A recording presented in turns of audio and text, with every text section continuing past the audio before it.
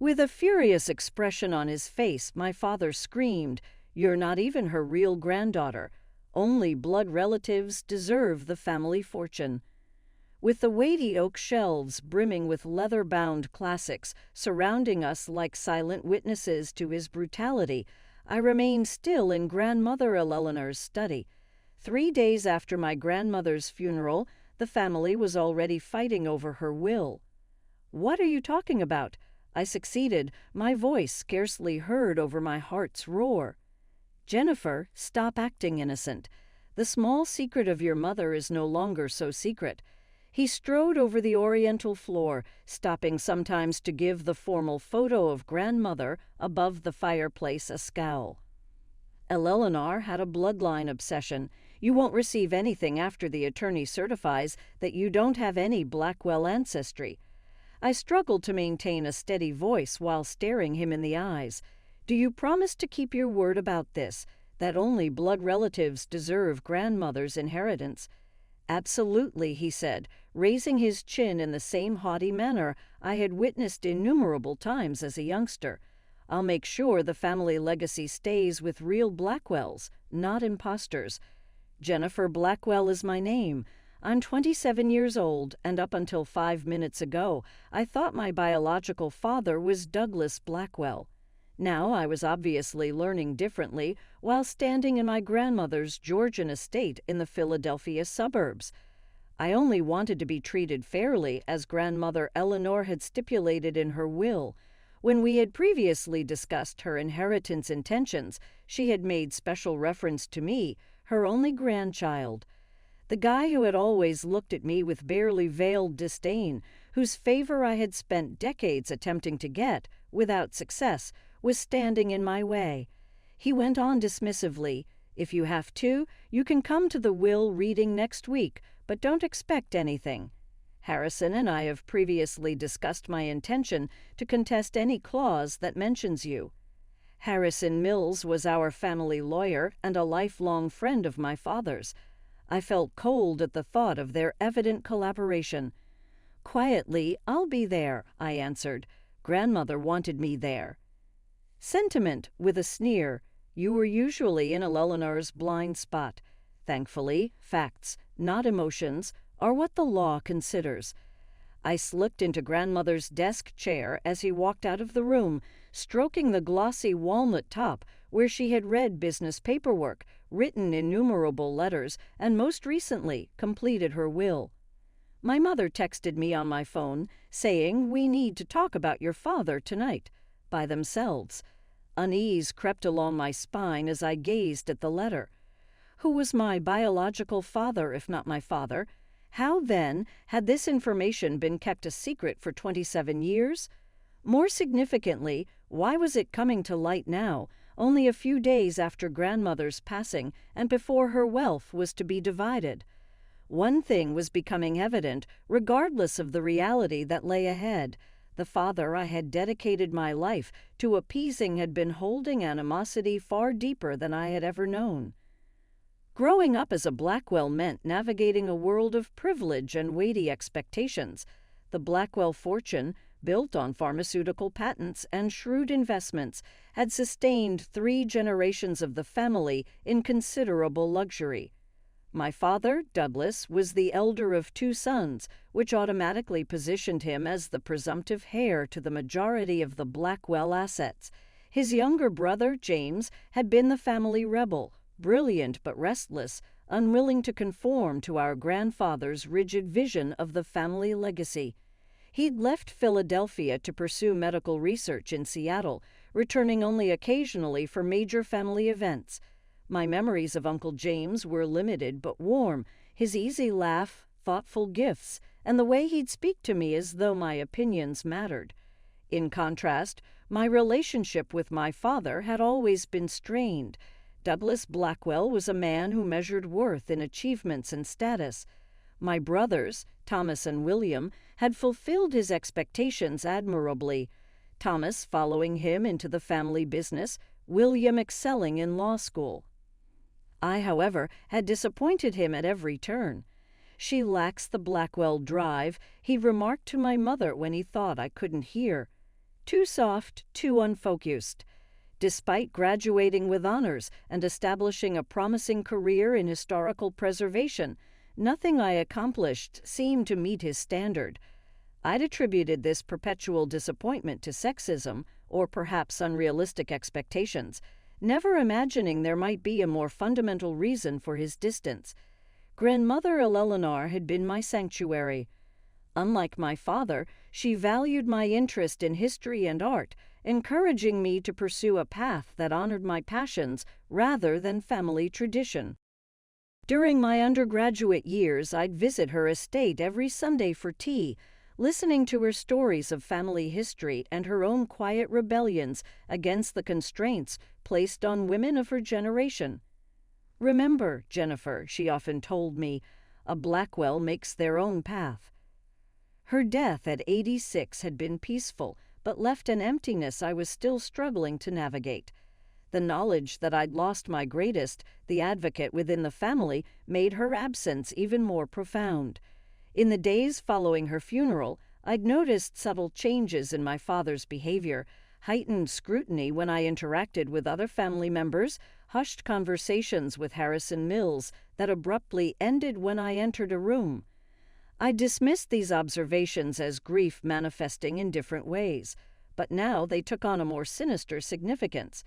The last time I'd seen grandmother alive, she held my hand with surprising strength and whispered, "Trust your instincts, Jennifer. Not everything is as it appears." At the time, I'd attributed her cryptic words to medication or fatigue. Now I wondered if she'd been trying to prepare me for the storm that was about to break over our family.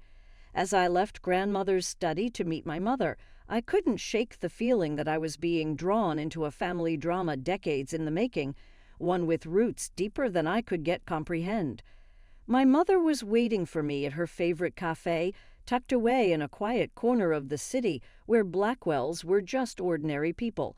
She looked smaller somehow, her usually impeccable appearance slightly disheveled, eyes shadowed by sleepless nights. "I never wanted you to find out this way," she began without preamble, her fingers nervously turning her wedding band. "Your father, Douglas, shouldn't have told you like that. It was cruel and self-serving." "So it's true?" I asked, my voice barely above a whisper. "He's not my biological father?" She nodded, tears gathering in her eyes. "It's complicated, Jennifer, more complicated than Douglas makes it sound." Over the next hour, my mother unraveled a story that appended everything I thought I knew about my family. She and James, my uncle, had been in love before she met Douglas. They'd been young, passionate, and planning a future together when James received a prestigious research fellowship in Seattle. "We agreed he should go," she explained. "It was an incredible opportunity. We thought we could manage the distance, but the separation strained their relationship. During a particularly difficult period, she'd grown close to Douglas, who had always admired her from afar. A moment of vulnerability led to a brief relationship, one she ended when she realized her heart still belonged to James. When I discovered I was pregnant, I was certain it was James's child. The timing aligned perfectly with his last visit home. Her voice trembled. But Douglas insisted the child was his, and James was already engaged to someone else by then. "I didn't want to disrupt his new life," she whispered.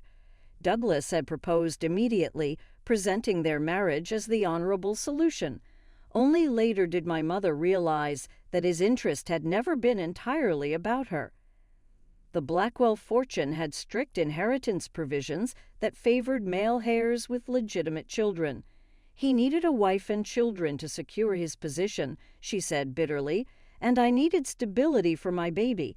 It seemed like the best option at the time." Years passed, and the secret held. James eventually moved back to Philadelphia with his wife, but they remained childless. When his marriage ended in divorce, he threw himself into medical research, becoming increasingly distant from family affairs. "Did James ever know?" I asked. "No," my mother whispered. "I couldn't bear to disrupt his life again, and as the years passed, it seemed crueler to reveal the truth. The revelation left me reeling. Every memory of childhood now required re-examination. My father's coldness, Uncle James's warmth during his rare visits, Grandmother Eleanor's special attention to me. "Why is Douglas revealing this now?" I finally asked. My mother's expression hardened. "Your grandmother's will. He's always been obsessed with the Blackwell fortune, and now he's worried Eleanor might have left you a significant portion. He needs to discredit your claim." "But if I'm not a blood Blackwell—" "That's just it," she interrupted. "You are a Blackwell by blood, just not Douglas's child.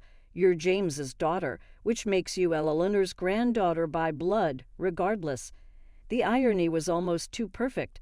My father's attempt to cut me out of the inheritance by denying our biological connection might actually strengthen my claim through a different branch of the family tree.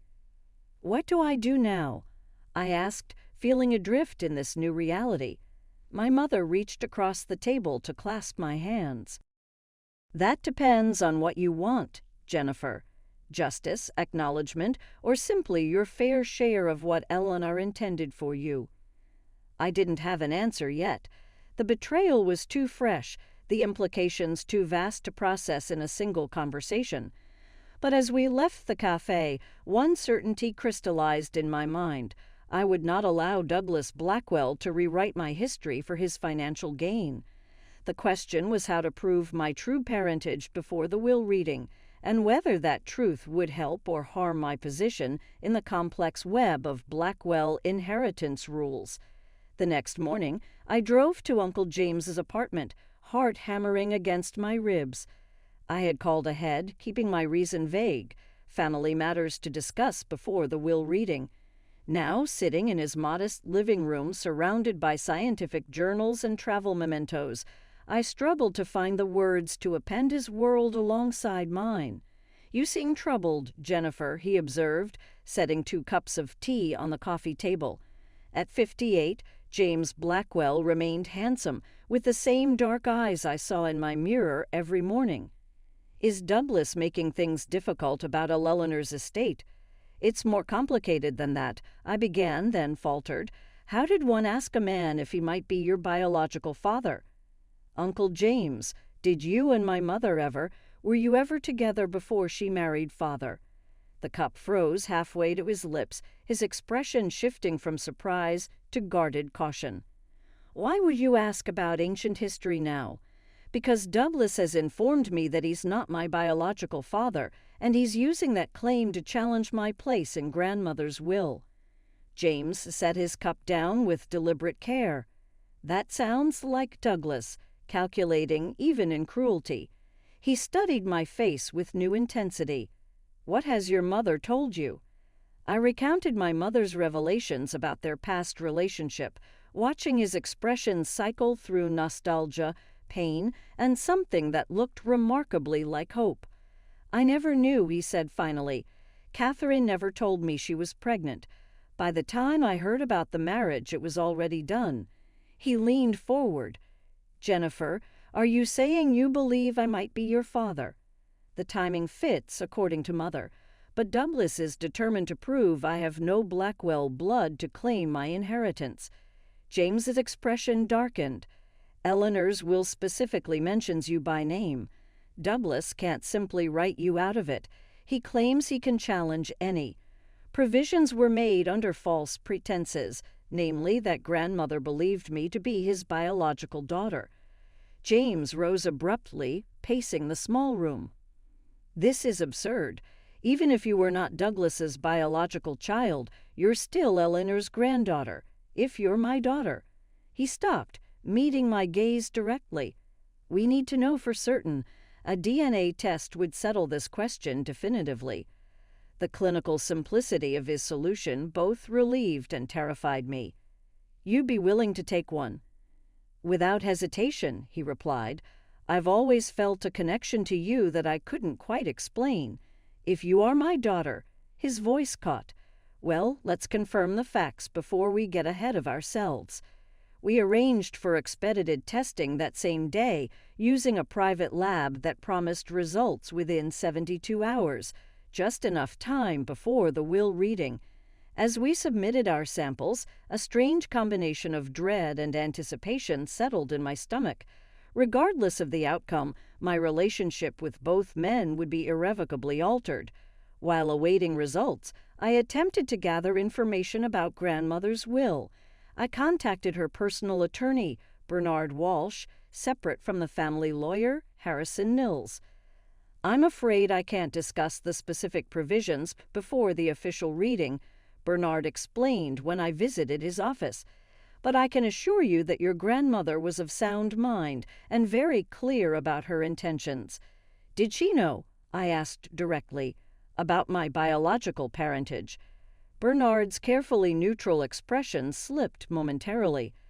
"I cannot comment on that," he said carefully, "but I will say that Eleanor Blackwell was a remarkably perceptive woman.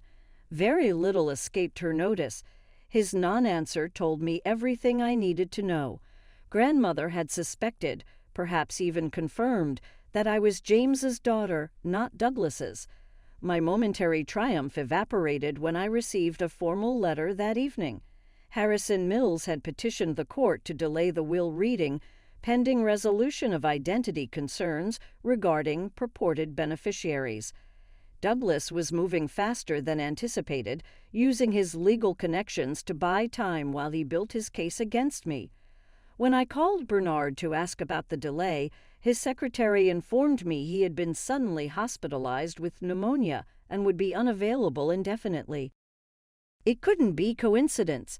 Douglas was systematically removing my potential allies and information sources. Without Bernard or the DNA results, I would enter the will reading at a severe disadvantage. That night, my mother called in a panic. "Douglas knows you met with James. He's furious. Jennifer, be careful. When Douglas feels threatened, he becomes dangerous." The DNA results arrived via encrypted email 2 days before the rescheduled will reading.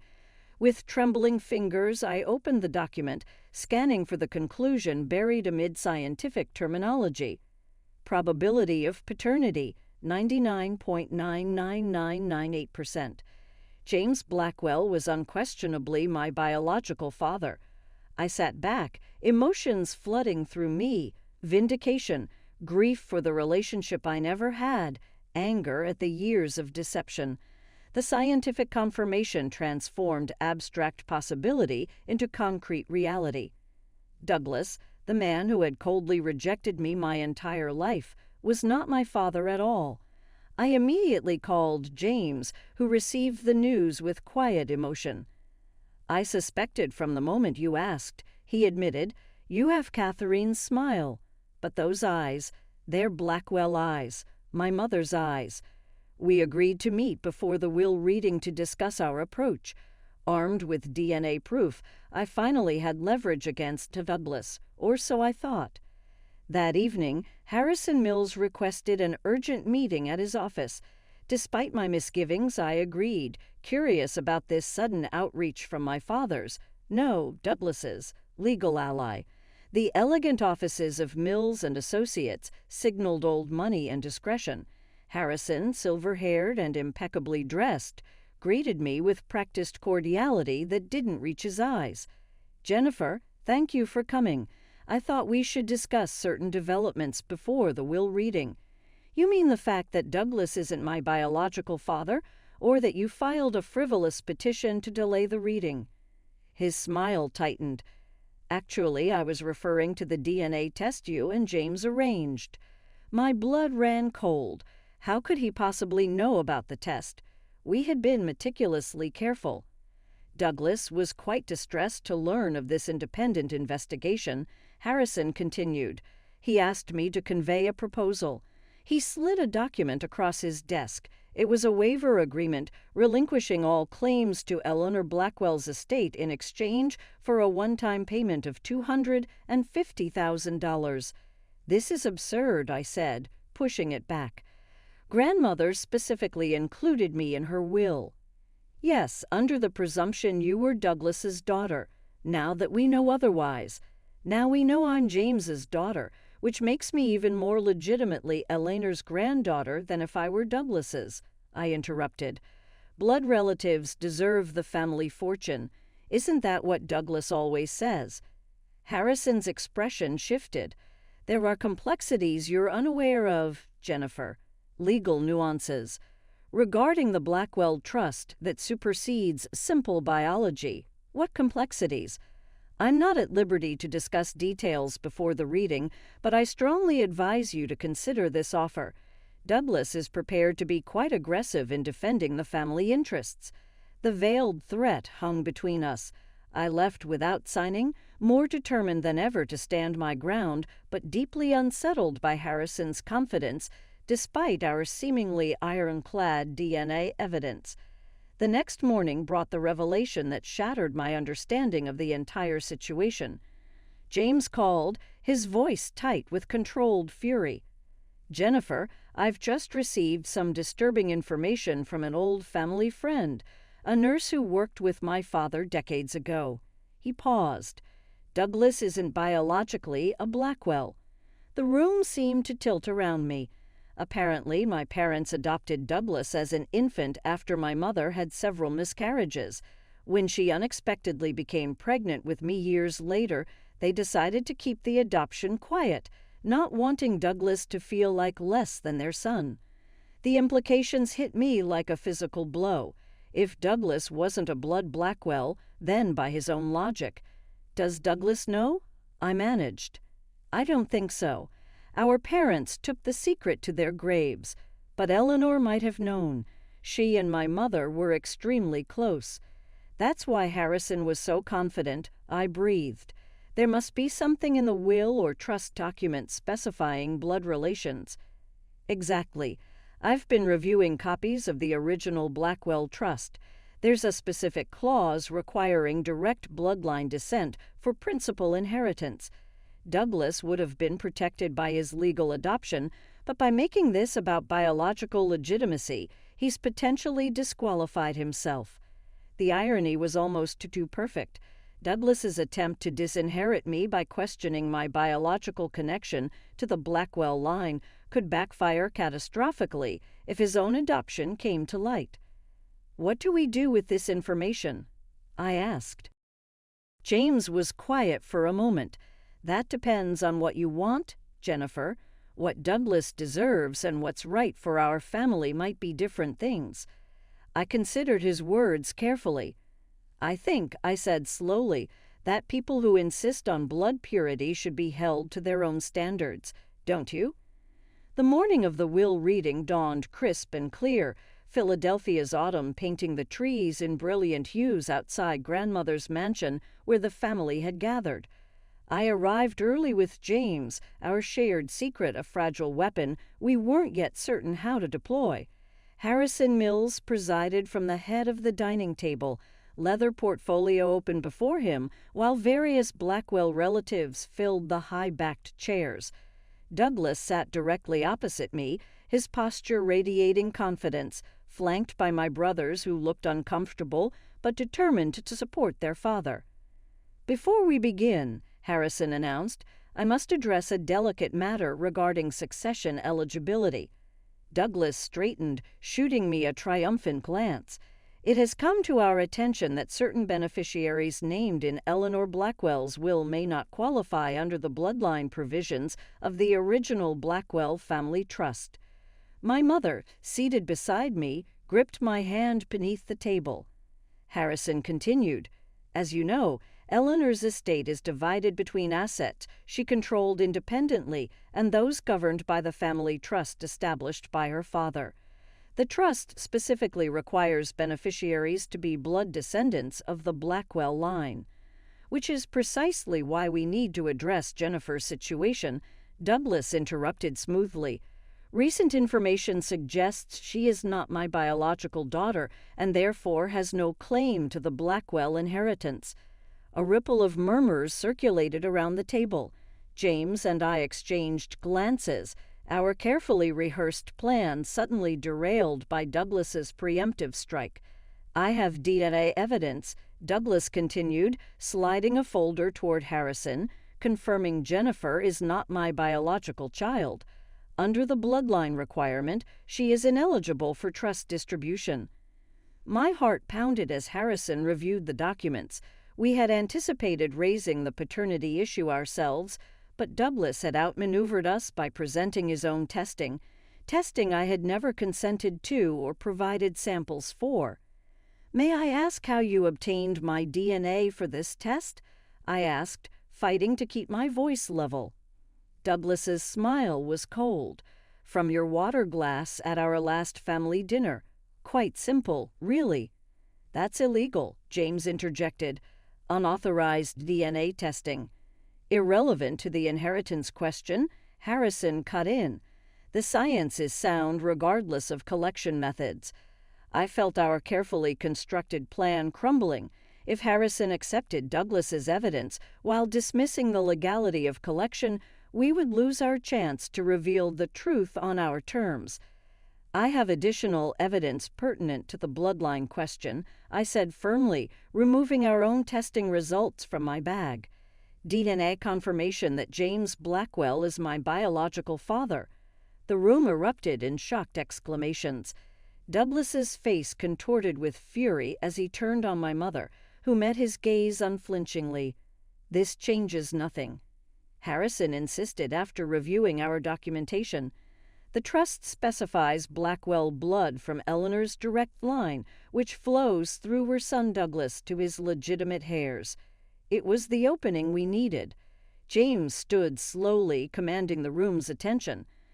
"I believe we need to examine the precise language of the trust," he said. "My understanding is that it requires beneficiaries to be blood descendants of Harold Blackwell, Eleanor's father. If that's the case, we have a significant problem." Harrison frowned. "What problem?"